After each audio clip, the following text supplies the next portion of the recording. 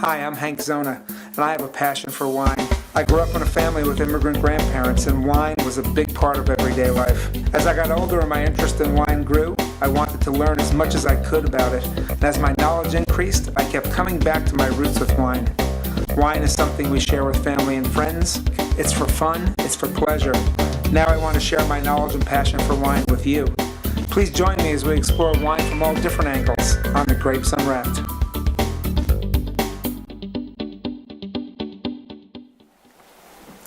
Hi again, everybody. I'm Hank Zona of Swirl Wine Events. Welcome back to The Grapes Unwrapped. We're here at Epicerie Fine in Millburn, really beautiful little gourmet shop, who are our host today.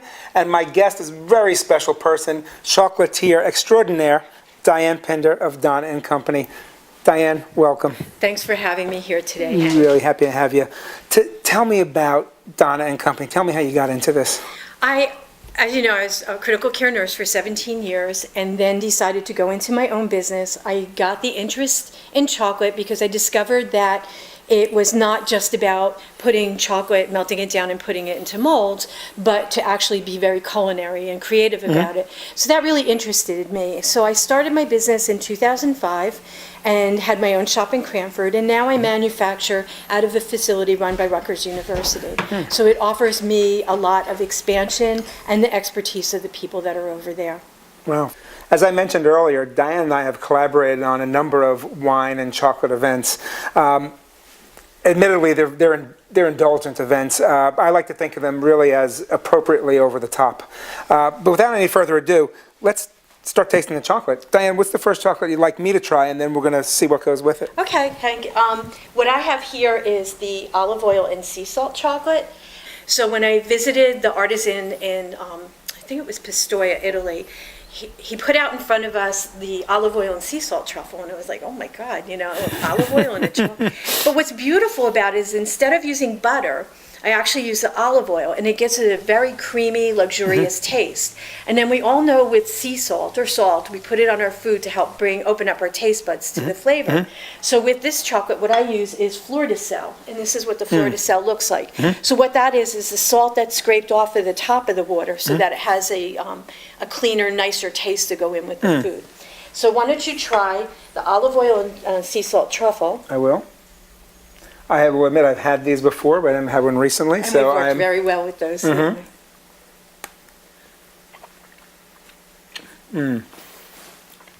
I've said this in other shows. I really love what I do. Diane's chocolates they're beautiful, actually. They really are. They look beautiful. They taste beautiful. They are not overly sweet like a lot of commercial chocolate, but they're incredibly rich. And so it's interesting when you're pairing wine with chocolate, you tend to need to go sweeter, or else the taste of the wine is going to get lost in that more overwhelming richness and sweetness of a chocolate. So, and this it does have a real buttery kind of a taste, and that buttery and salty taste reminds me almost of a popcorn kind of a taste. Not that this tastes like popcorn, believe me, it's a lot better. What I would pair with popcorn is what I'm going to pair with this olive oil and sea salt truffle, and that is a cava. Cava is a sparkling wine from Spain. It is made in the champagne method, but it's a lot less expensive than champagne because they're using local native grapes in Spain for this. But it's a really nice wine. It's a really good value, and people should drink more of these. It's always good to see you. Cheers. Same here. So I get a champagne-y taste here. There's a citrusy sort of a taste here, but there's that biscuity, bready kind of taste that you also find in champagnes. And taking the taste, I'm going to try more of that truffle because that's what I like to do. I have to mix them together a little bit. And again, this might not seem like a classic pairing. You would think that's a lighter wine with a darker chocolate richness that might overwhelm it, but the acidity and the bubbles in the wine I think really help with it. Also that creamy nature and that saltiness that's in this cava I think goes really nicely with that as well. And you might notice in the chocolate too, you get that little crunch of the salt Absolutely. rather than it being mixed in and cooked into Right. it. You get a little bit of that. Right, this is not salty, but you get that salt combination with the sweetness and with the richness, and it really works beautifully. We have another one to try. The next chocolate that you'd like to introduce is? Well, with this same wine, what I brought for you, I just have one here, and that's the ginger lemon. And whatever I do with my chocolates, I don't use any preservatives, and everything that I use to flavor the chocolates is all fresh foods. So in this particular case, I use fresh ginger, and what I do is I infuse it in heavy cream overnight, and fresh lemon juice to flavor it too. And then what's important is for me to balance out those flavors so that one doesn't overcome the other, that you can get both of them. And as you've tasted with my chocolates before, you get the layers of flavor. So you're going to get something up front, and then it's going to finish with something as well. They're beautiful finishes, and to me, that's a real sign of quality in anything that you consume. We talk about the finish of a wine, how long it stays on your palate. Even with your chocolates, we talked about this earlier. What I love is that long finish you get from some of those flavors you use. They're not in your face, but they're certainly there, and they're certainly distinct, and they're really beautiful in their balance. And life is all about balance. So I'm going to treat you. Thank you so much. And you taste I love the ginger treats. lemon. I love treats. I And love that's ginger got a too. little crystallized ginger on the top of it as well. I pick up the citrus on a back note, and I'm going to try that sparkling wine with it. Wow, It works. it really works. The citrus really pops because of the little citrus note that's here in this cava. The ginger really rounds out too, and now I've got that chocolate finish. That was really nice. These both worked really well. Let's take a quick break. We're going to come back and we're going to try a lot more wine and a lot more chocolate. Hey, it's time for Wine Drinking 101. We're going to discuss some of the basics of drinking wine, and probably the most basic thing is opening your bottle to start. You'll find that a lot of bottles of wine have that foil on top. I find instead of wasting your time trying to cut it, trying to peel it back, a lot of times if you just give it a good twist, you can pull it right off. A lot of people like expensive openers. They think it looks good on their bar, they think it makes a nice present, but you really don't need that to open a bottle of wine just to drink. I like to use this basic opener. I like the kind that have the little rocker arm on it as well. When opening that bottle of wine, very simple, get a nice hold of that bottle, try to center the tip right there in the middle, twist it in. Once you get it in far enough, you'll notice I bring that rocker arm down, pull up,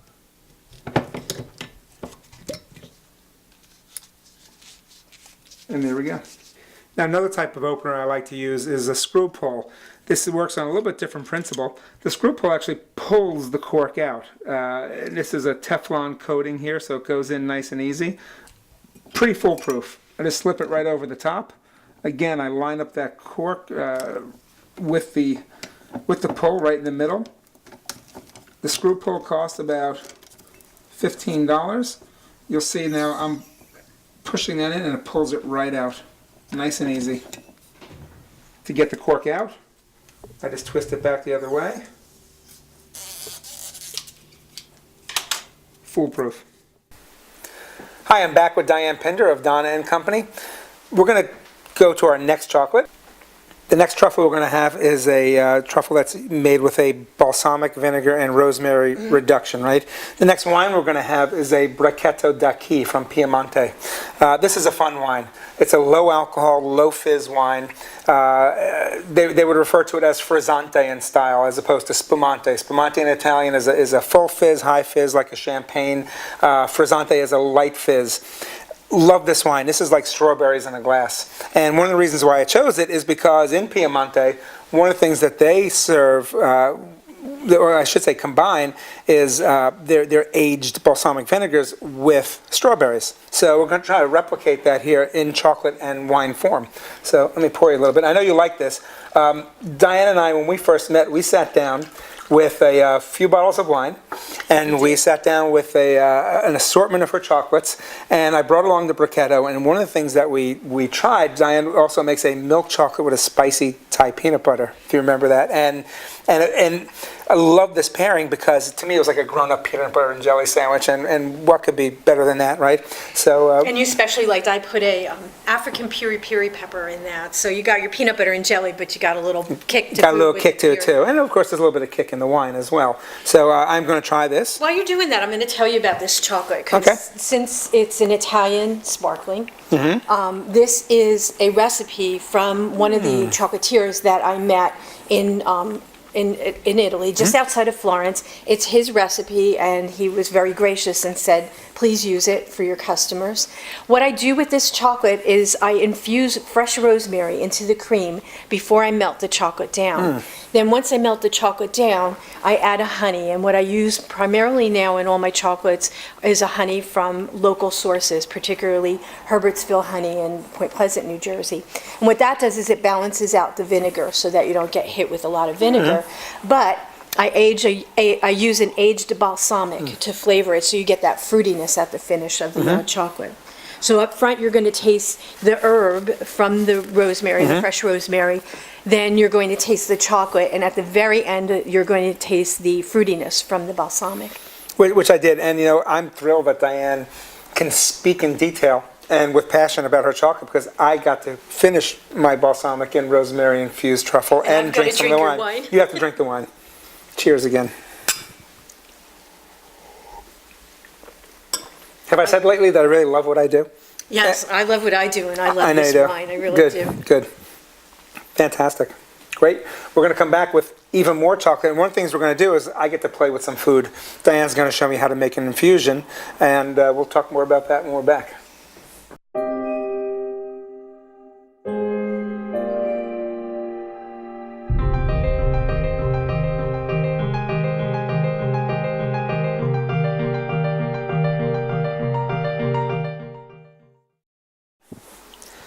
Diane uses a lot of infusions in her chocolates. The last one we had the rosemary and balsamic vinegar infusion.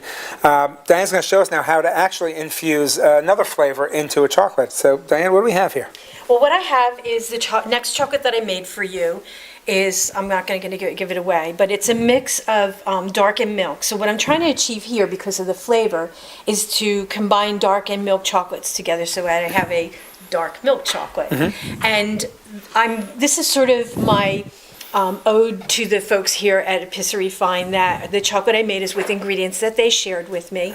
And one of them is a roast garlic. So wow. I want you to smell that. Wow, it's a beautiful smell, sweet and nutty. Very sweet. And cream is always what I use to make the ganache. So you heat the cream up so you can melt the chocolate down. And what I'm going to do is put the garlic in there. You can also use jasmine, you can use lavender. And what you want to do is, the stronger the smell of the item is, the less amount of time that you actually have to use to infuse. There's some, like jasmine, you would infuse that overnight in the cream and then take it out in the morning and heat the cream up and melt the chocolate down. The garlic is very pungent, so I only want to leave it in there for about 10 minutes so that I don't overdo it. You're going to pour the cream into the chocolate, but you're going to use the strainer so that you don't get all those particles of the garlic in there. But you want to get the flavor, so you're going to press down so that if there's any flavor that can be squeezed out, you can make that happen. And you'll see that it's very pasty. So what I'll do is I'll just grab this. Nice. Well. And I will mix it right into the chocolate. So Hank, once you pour the cream in and you get the flavor of the garlic in it, what you want to do is you want to melt down the chocolate until you get like a really nice emulsion, such like that. So it's nice and smooth. If you make the cream too hot, it'll break the chocolate up. So it'll be real gritty and it won't be nice at all.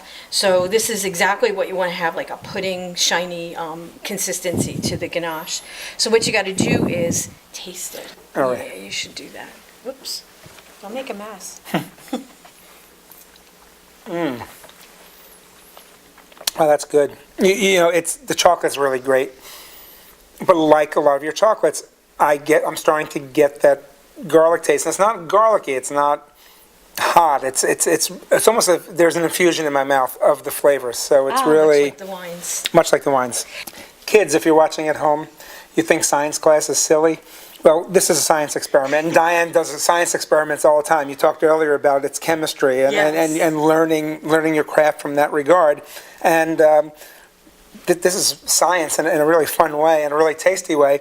we're going to move over to the table now, and we're going to taste the finished product and pair it up with a wine that I think we both really love, and it's recognized probably as the best wine to go with just about anything chocolate. Ah, you gave me a clue. I love I did give you a clue. Yay. Alrighty, good, good.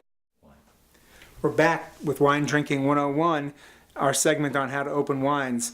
This is now going to be on how to open a sparkling wine. I read recently on the Wine Sisterhood website, they did a survey, and they asked people, are you comfortable opening up a bottle of sparkling wine or champagne, or do you defer to somebody else? And a surprising number of people said they defer to somebody else because they're just not comfortable opening a bottle of sparkling wine. If that's what's keeping people from drinking more of this stuff, I want you to pay attention really closely now, because you should be drinking more. First, we have a cava here from Spain. I'm going to remove the foil. And you see you have that wire basket on top. The reason why I have the wire basket in that cork is because this is highly pressurized. Sparkling wines are pressurized up to 90 pounds of pressure in this one bottle. Here's what we need to do. Always try to keep your finger on top as much as you can so this doesn't pop open. I twist open the top of that wire basket. Remove the basket. Get my finger back on that cork. Now, you see in a lot of movies, a lot of parties, people love to pop that cork. A couple things happen there. First of all, you lose wine, and who wants to lose wine out of the bottle? The other thing is it can be pretty dangerous. These things really do pop out sometimes. It's important to keep the finger on that, keep a thumb on there, keep a finger on there, because again, these can shoot out pretty quickly, especially if the wine's not chilled properly. Next thing I do is I hold the cork and I twist the bottle. I don't want to make a popping sound. I make a little pist, and there we have it. I don't lose any wine, and I also don't lose any of that carbon dioxide in there that gives it those bubbles that I want. Most importantly, once the wine is open, I get to pour some. Cheers. Diane showed us how the infusion is made. I got to taste it, which is, again, a lot of fun. But what's even more fun now is to taste the finished product and to pair it with the wine. Another wine that Diane and I tried when we first met was Banyuls. Banyuls is made from Grenache, comes in about 15% alcohol. It is probably recognized by food and beverage professionals as the best wine to go with all things chocolate. And I think we both agree with that, or at least it's up there, right? That's the only thing I have with my chocolate. So Diane's a convert, I guess, too. I became a convert of her chocolate. She became a convert of Banyuls since we first met. We're going to taste some of the Banyuls. This is a nice wine. And then the chocolate I have for you to go with that, I just showed you how to infuse the roasted garlic into the ganache. And this is the chocolate that I made for it. And what I did is it's in a dark chocolate. The ganache is made from a combination of milk and dark. So we have the darker milk chocolate with the roasted garlic, crushed pepper. And then I just decorated it very simply with a little dab of milk chocolate and the grains of paradise on top. Yeah, really neat. So I'm going to glug down this because I love this stuff. All right. You taste that. And the Banyuls is interesting too because it looks like a port. I kind of refer to it as a baby port. It's not quite as high in alcohol. It's not quite as viscous, not quite as sweet. But again, that makes it able to go with a real range of things chocolate, if you will. And this has the black garlic that Beatrice and Sammy gave you here to, and you said, I'm going to experiment, more science, and more fun science projects, and come up with something. So I'm going to taste my Banyuls.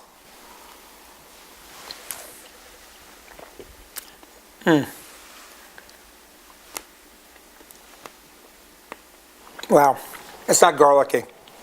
It's not like a pizza with all these cloves of garlic on top of it.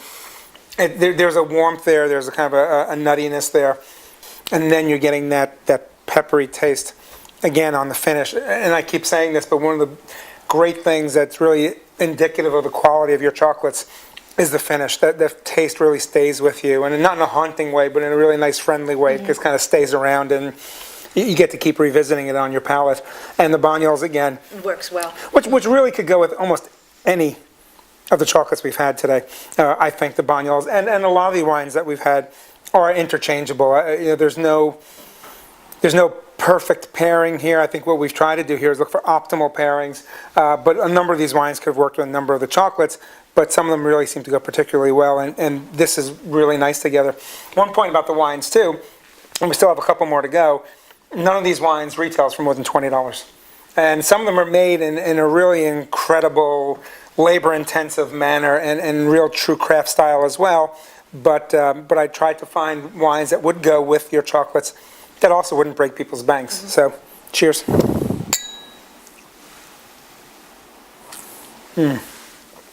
Excellent. We'll be back for the last couple. It's time for Wine Drinking 101 again. Part 3 of how to open a wine. This is the tricky one. Screw tops. Get a nice firm hold of that bottle. Get a hold of that cap. Twist. You're ready to go.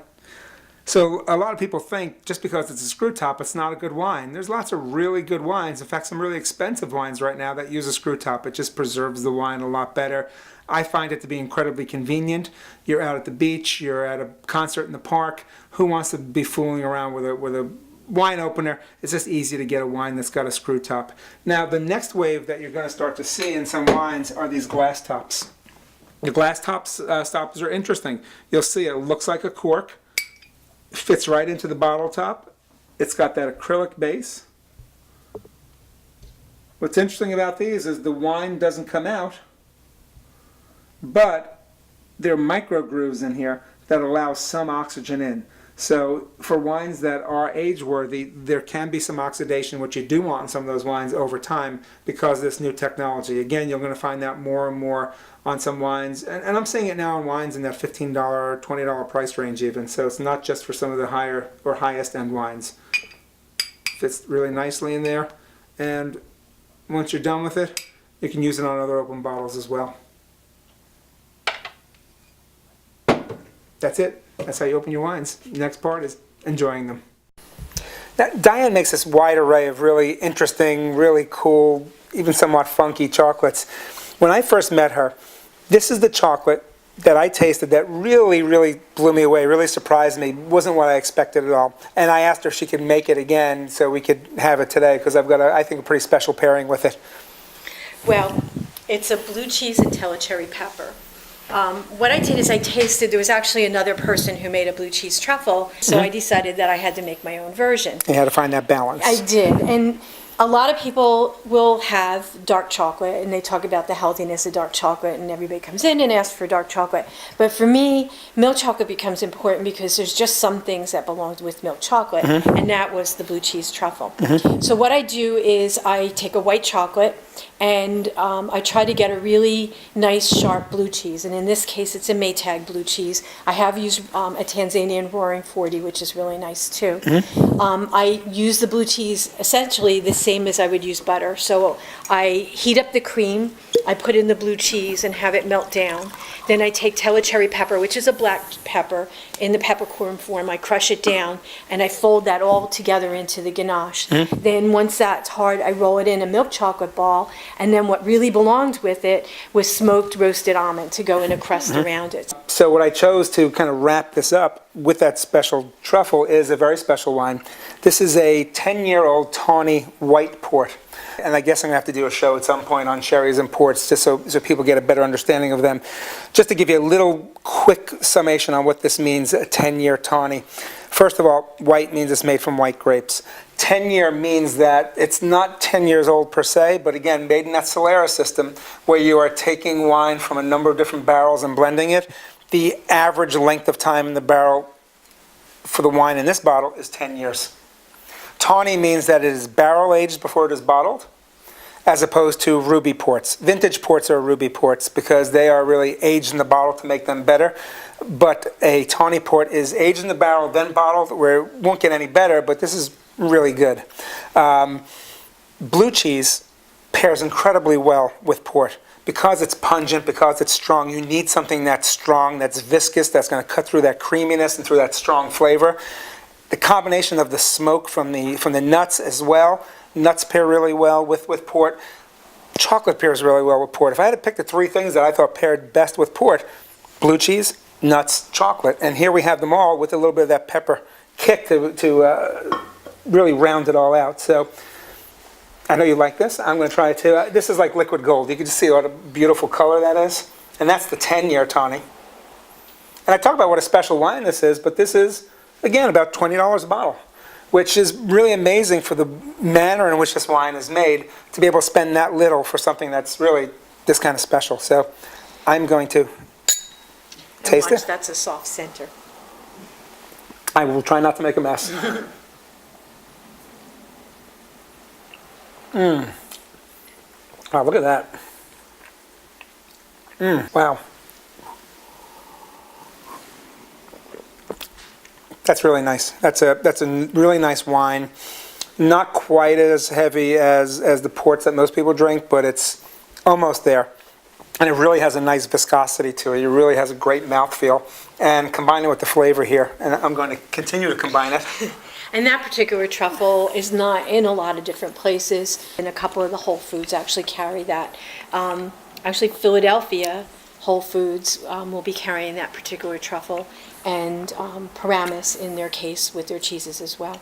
Oh, that's really good. I know I've said this a couple of times, but I love what I do. This is really great, and it's appropriately over the top. We'll be back to wrap this up in a moment.